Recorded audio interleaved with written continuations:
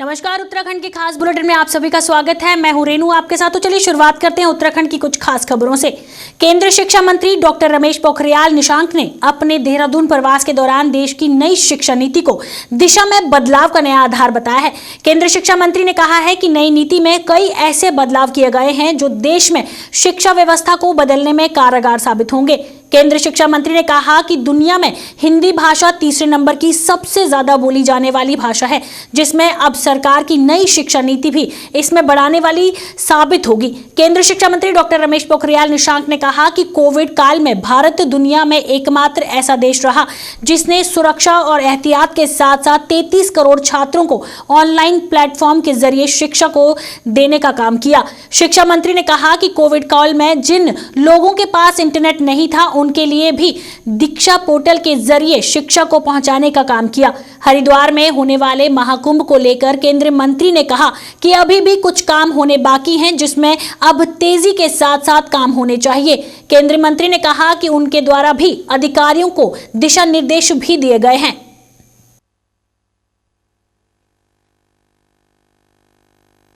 मुझे इस बात को कहते हुए संतोष भी होता है और गर्व भी महसूस होता है कि पूरी दुनिया में कोविड की इस महामारी में जहां पूरी दुनिया के देशों ने हाथ खड़े कर दिए थे, वहां पूरी दुनिया में पूरी दुनिया का सबसे बड़ा लोकतांत्रिक देश हिंदुस्तान,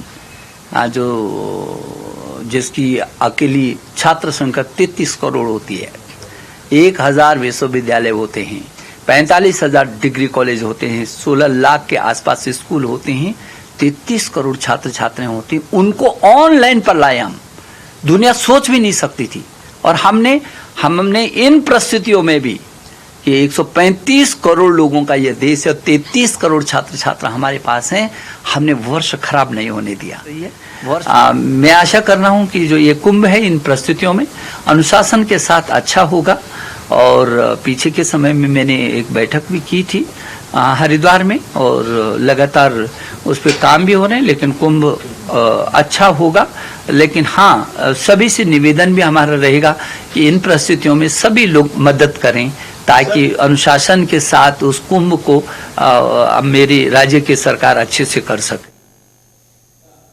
पूर्व मुख्यमंत्री हरीश रावत ने सरकार से कृषि कानून को वापस लेने के लिए कहा है। उन्होंने कहा कि पिछले 1 महीने से किसान कृषि कानून को लेकर प्रदर्शन कर रहे हैं, लेकिन सरकार किसानों की मांगों को लगातार ठुकरा रही है।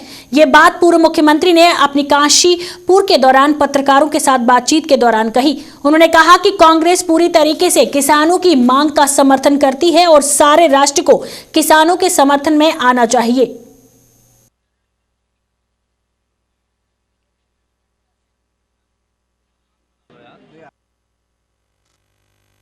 परेशान होकर आज एक ऐसे मुकाम पर खड़ा है जहां उसकी जिंदगी के लिए खतरा है, मगर उसके बावजूद वो पूरी शांति बनाए हुए सद्भाव के वातावरण में केवल एक अपेक्षा कर रहा है कि 3 कानून जो उसके ऊपर थोपे गए हैं सरकार उनको वापस ले ले, उनको लागू न करे। आंदोलन से कोई झुकने की बात नहीं है, एक अपने ही अन्नदाता को सम्मान देने की बात है, और वो कानूनों को लागू करना स्थगित करे। स्वास्थ्य समुदाय केंद्र रायपुर विवादों को लेकर हमेशा से ही चर्चाओं में रहा है। आपको बता दें कि हाल ही में सेना की भर्ती होने वाले युवाओं के कोरोना टेस्ट को लेकर भी रायपुर का स्वास्थ्य समुदाय केंद्र विवादों में गिर गया। सेना ने भर्ती के इच्छुक युवाओं से इस स्वास्थ्य केंद्र में तैनात डॉक्टरों पर कोरोना टेस्ट न करने का आरोप लगाया। यही नहीं, युवाओं ने डॉक्टर पर कोरोना टेस्ट के लिए 200 रुपए लेने का भी आरोप लगाया है। कुछ युवाओं ने डॉक्टरों पर पैसा लेकर फर्जी कोरोना की नेगेटिव रिपोर्ट देने का भी आरोप लगाया। इस मामले को लेकर डीजी हेल्थ अमित उप्रेती ने जांच के आदेश दिए हैं। डीजी हेल्थ ने कहा है कि पूरे मामले पर जांच चल रही है और जल्द ही मामले की जांच हो जाएगी और दोषी पाए जाने पर डॉक्टर के खिलाफ कड़ी कार्रवाई की जाएगी। आपको बता दें कि इससे पहले सीएचसी रायपुर में 20 लाख रुपए घोटाले का मामला सामने आया था और उसकी भी अभी जांच चल रही है।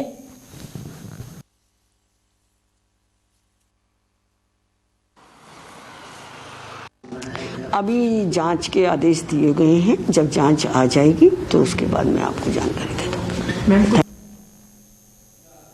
दिशापुर में प्रधानमंत्री आवास योजना के लिए नगर पंचायत को प्रथम पुरस्कार मिला है। कांग्रेस कार्यकर्ताओं ने इसका श्रेय पूर्व नगर पंचायत अध्यक्ष काबिल सिंह को दिया है। कांग्रेस कार्यकर्ताओं ने उनके निवास पर पहुंचकर उन्हें बधाई दी। इस अवसर पर पूर्व नगर पंचायत अध्यक्ष ने कहा कि ये योजना उनके कार्यकाल में शुरू हुई थी और उन्होंने इस योजना के तहत जितने मकान आए थे उनका निर्माण करवाया। उन्होंने मौजूदा नगर पंचायत अध्यक्ष पर इसका झूठा श्रेय लेने का आरोप लगाया है।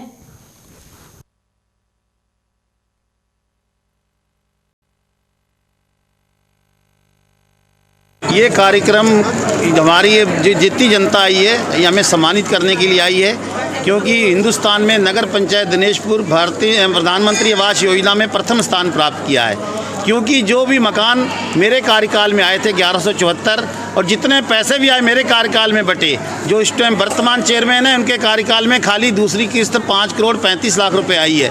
और इसलिए मुझे बधाई देने आए हैं कि आपके चक्कर में अरे मकान भी बने और हिंदुस्तान में नगर पंचायत दिनेशपुर प्रथम आई है। ये मुझे बधाई देने मेरे भाई मेरे बुजुर्ग गण आए हैं। मैं ये कहना चाहूँगा, अब उनको तो पता नहीं है माननीय प्रधानमंत्री जी को कि किसके कार्यकाल में हुए हैं। ये तो जनता के जितने जनता को मकान मिले हैं और आप लोगों को पता है और जनता की यहाँ का पता है कि काबिल सिंह के कार्यकाल में उनके बोर्ड और उनके कर्मचारियों के सहयोग से मकान आए थे, उनके कार्यकाल में दिए गए हैं। क्योंकि वर्तमान चेयरमैन होता है उसको तो वो दिया जाता है कि इन्होंने किया है, पर किया हमने काम है, हम मकान लेके आए हैं। ये जनता तभी तो मुझे बधाई देने आई है।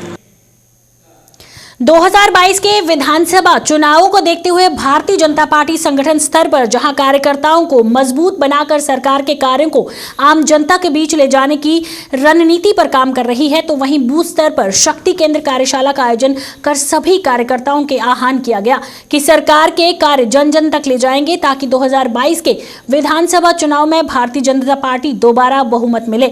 इस कड़ी में रानी पोखरिया भाजपा मंडल ने शक्ति केंद्र कार्यशाला का आयोजन कर कार्यकर्ताओं से आह्वान किया कि सभी लोग अभी से जुट जाएं और सरकार के साथ साथ संगठन के कार्यों को जन जन तक पहुंचाएं।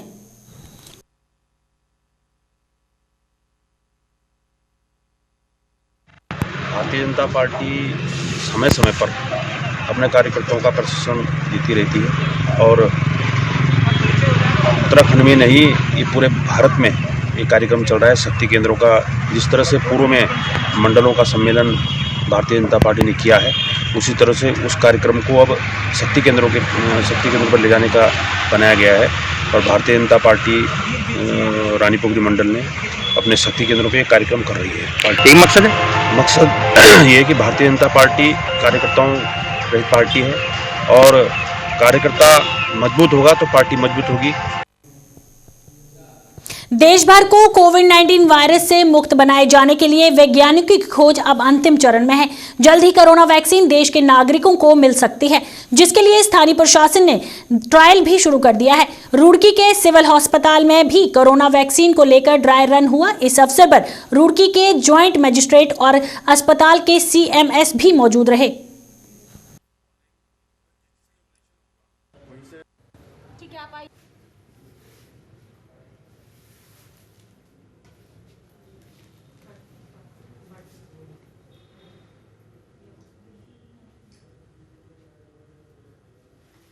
है उसके पूरी प्रक्रिया के लिए एक dry run mock drill sort of की गई है। तो उसी के क्रम में आज यहाँ पर सभी लोग उपस्थित हैं। जो टीम्स निर्धारित की गई हैं उन टीम्स के द्वारा पूरा मॉक ड्रिल किया गया, किस प्रकार से भविष्य में जब वैक्सीनेशन किया जाएगा तो उस पूरी प्रक्रिया को कैसे प्रक्रिया की जाएगी, कैसे उसको अंजाम दिया जाएगा। तो उसी के क्रम में नोटिंग्स की गई कि कहाँ कहाँ हम सुधार कर सकते हैं और कैसे इस प्रक्रिया को एक बिना किसी हैसल के कंप्लीट कर सकते हैं। तो उसी के संबंध में ऑब्जर्वेशंस किए गए और इसकी रिपोर्ट अब सबमिट की जाएगी। जैसा आप लोगों ने भी खुद देखा, पूरे डेजिग्नेटेड रूम्स बनाए गए हैं। इंफॉर्मेशन डिसमिनेशन के लिए प्रॉपर फ्लैग्स वगैरह लगाए गए हैं ताकि जो संबंधित लोग हैं उनको पूरी प्रक्रिया के बारे में कि उन्हें कैसे मूव करना है, पहले उन्हें वेटिंग एरिया में जाना है, उसके बाद अपना हाइट वेट इत्यादि कराने के बाद उनको डेटा एंट्री रूम में मूव करना है। डेटा एंट्री रूम के बाद उन्हें वैक्सीनेशन के लिए हेड स्टार्ट दिया जाएगा और वैक्सीनेशन रूम में पूरी प्राइवेसी का ध्यान रखते हुए वैक्सीनेशन की प्रक्रिया कराने के बाद उन्हें अंडर ऑब्जर्वेशन रखा जाएगा। ऑब्जर्वेशन के लिए अलग रूम निर्धारित किया गया है। ऑब्जर्वेशन के दौरान यदि किसी प्रकार का डिस्कम्फर्ट महसूस होता है तो उसकी पूरी व्यवस्था साथी के रूम में की गई है। लालकुआं भाजपा के वरिष्ठ नेता एवं पूर्व नगर पंचायत अध्यक्ष पवन कुमार चौहान के कोविड-19 ड्राई रन संपन्न होने पर क्षेत्रवासियों को दी बधाई। अपने कार्यकाल पर आयोजित प्रेस वार्ता में भाजपा के वरिष्ठ नेता एवं पूर्व नगर पंचायत अध्यक्ष पवन कुमार चौहान ने कोरोना वैक्सीन के ड्राई रन को लेकर प्रसन्नता जाहिर करते हुए प्रधानमंत्री नरेंद्र मोदी को धन्यवाद किया है। उन्होंने कहा है कि प्रधानमंत्री नरेंद्र मोदी के कुशल नेतृत्व में देश कोविड-19 पर पूर्ण नियंत्रण प्राप्त की दिशा लगातार बढ़ रहा है तथा देश के साथ प्रदेश में भी कोरोना वैक्सीन का ड्राई रन पूरी सफलता के साथ संपन्न हुआ है। उन्होंने कहा कि जो लोग वैक्सीन को लेकर रणनीति कर रहे हैं तथा देश के वैज्ञानिकों द्वारा बनाई गई वैक्सीन पर सवाल उठा रहे हैं, उनको जनता कभी माफ नहीं करेगी।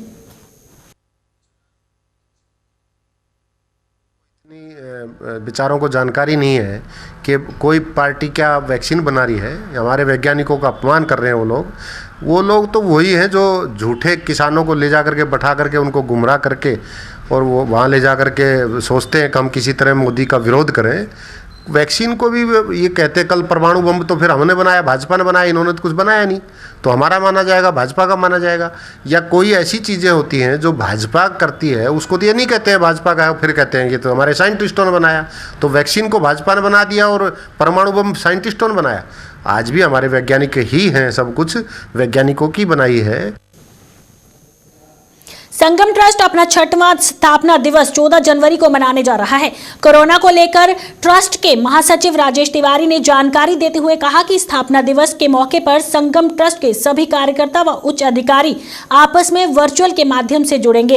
उन्होंने कहा कि पहले स्थापना दिवस की बैठक होनी थी, लेकिन कोरोना के चलते बैठक को रद्द करने का फैसला लिया गया है। राजेश तिवारी ने कहा कि वर्चुअल के माध्यम से ट्रस्ट संगठन के उपाध्यक्ष और सचिवों का विस्तार भी करेंगे। संगम ट्रस्ट की बैठक मुख्य रूप से हमारा स्थापना दिवस है 14 तारीख को, तो 6वां स्थापना दिवस हम मनाने जा रहे हैं। तो विशेषकर उस स्थापना दिवस को हम पहले ओपन ग्राउंड में या ऑडिटोरियम में करते थे।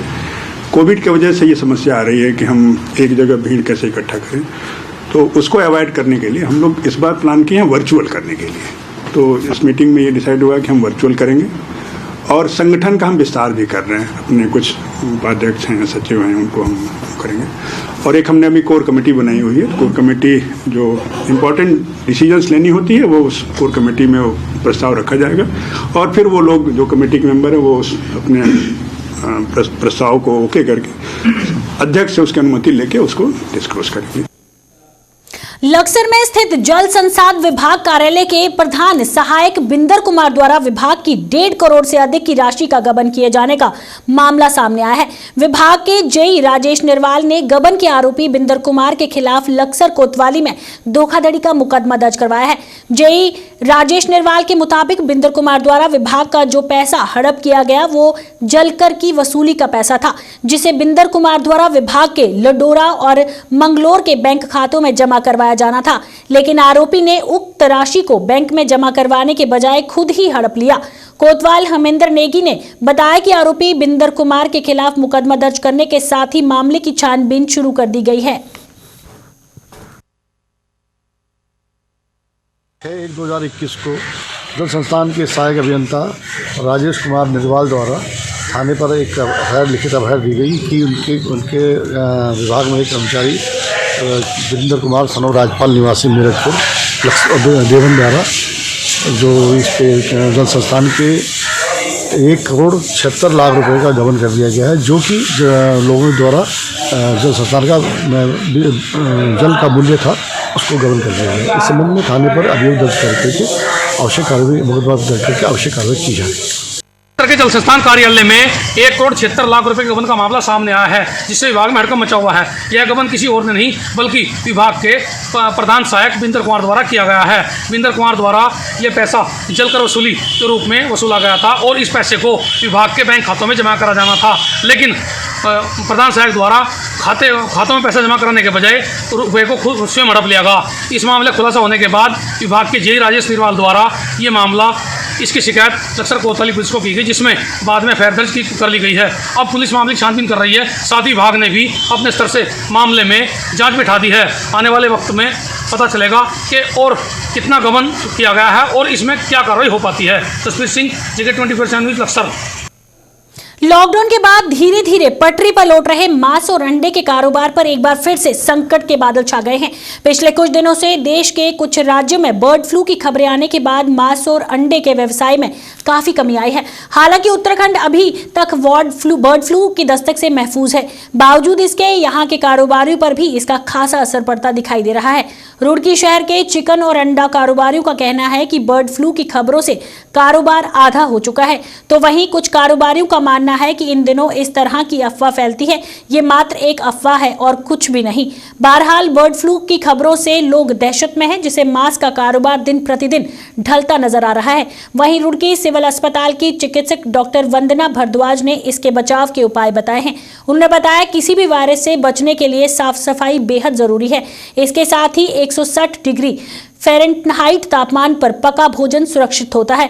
बर्ड फ्लू के कुछ स्ट्रेन बेहद जानलेवा होते हैं, इसलिए इस दौरान लोगों को सुरक्षित रहने और पूरी तरीके से पकी चीजें ही खानी चाहिए।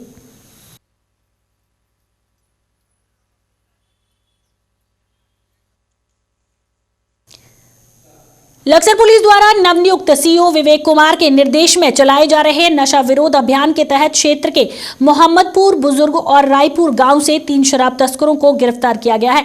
पुलिस ने शराब तस्करों के कब्जे से 25 लीटर अवैध कच्ची शराब बरामद की है, जबकि कई लीटर कच्चा लाहन को नष्ट कर दिया गया। काटे गए तस्करों से पहुंचे बाबूराम राजवीर निवासी मोहम्मदपुर बुजुर्ग और तीसरा संदीप रायपुर का रहने वाला है। सूचना मिलने पर 3 अभियुक्तों को गिरफ्तार मैं कच्ची शराब के पकड़ा गया है। उनमें है बाबूराम सब कबूल सिंह निवासी मोहम्मद बुजुर्ग है, एक राजवीर सनम परमा मोहम्मद बुजुर्ग वाला है, और संदीप सनम मुर्कीराम ये रायपुर दरेरा का है।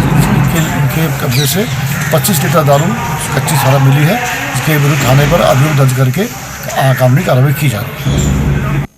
हल्द्वानी में बढ़ते नशों के खिलाफ एंटी करप्शन फोर्स ने रैली निकालकर पुलिस की कार्यप्रणाली के खिलाफ जमकर नारेबाजी की। इस दौरान नशों पर रोक न लगाने का आरोप लगाते हुए पुलिस के खिलाफ एसपी सिटी के माध्यम से डीजीपी को ज्ञापन भेजा गया।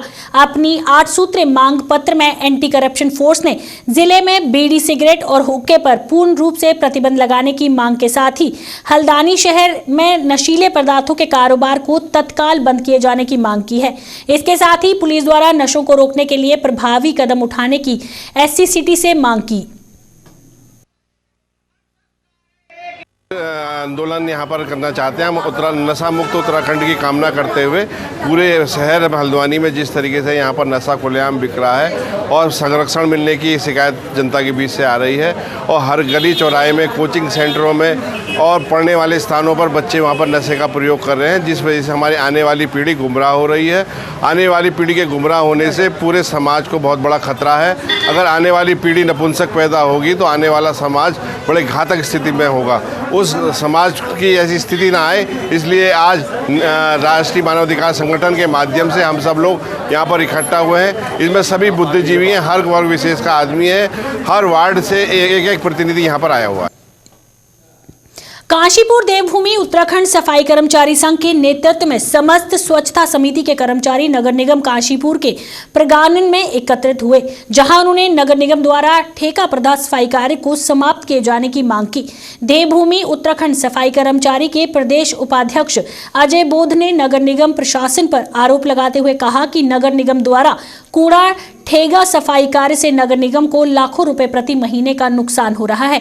उन्होंने निगम से मांग की है कि ठेका प्रथम सफाई कार्य को शीघ्र समाप्त किया जाए। यदि ऐसा नहीं होता तो सफाई कर्मचारी उग्र आंदोलन के लिए बाध्य होंगे, जिसके लिए पूर्ण जिम्मेदार स्वयं नगर निगम काशीपुर की होगी।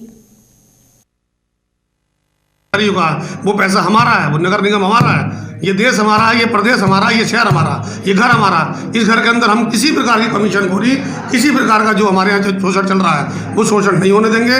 हम 20 तारीख के बाद जो है एक धरना प्रदर्शन पे जा रहे हैं। नगर निगम को हमने कई बार बता दिया है कि अगर कर्मचारियों को शोषण हुआ और हमारे कर्मचारियों के साथ ठेका प्रथा में काम कराया गया तो हम उस ठेके के विरोध में धरना प्रदर्शन करेंगे।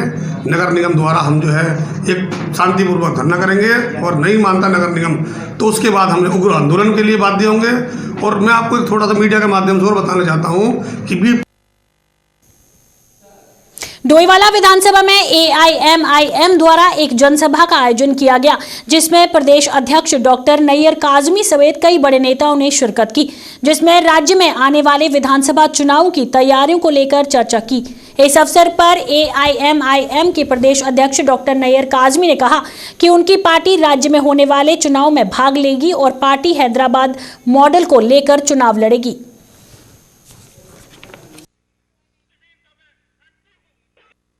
72 साल से लोग जो हैं, जितने हमारे भाई मुसलमान हैं, वो सारे आम पार्टियों सभी पार्टियों को सपोर्ट कर रही थी। लेकिन ये है कि मुसलमान को तो ऐसा समझा जाता है जैसे बिरयानी में से वो तेज पत्ता जो है निकाल के फेंक देते हैं। ऐसे इलेक्शन के टाइम पे मुसलमानों को बहुत प्रभावित करते हैं और कहते हैं अरे तुम्हारे काम हम करेंगे, तुम्हारे रुके हुए हम सब काम करेंगे।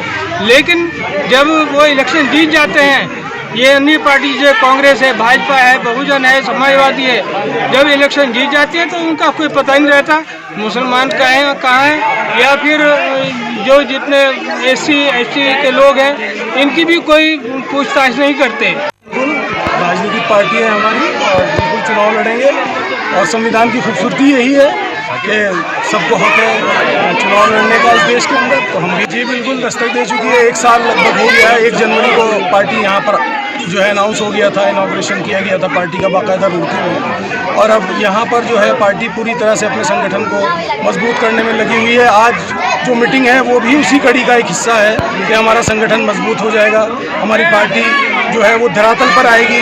जो लोगों के मुद्दे हैं यहाँ, जो ये दोनों पार्टी है जो अब तक यहाँ सत्ताधीश रही है, चाहे वो कांग्रेस रही हो या भारतीय जनता पार्टी रही हो, उन्होंने जनता से उनका वास्ता नहीं रहा। हम लोगों को बताएंगे आकर कि देखो एक देश में एक प्रधानमंत्री जी आए थे जिन्होंने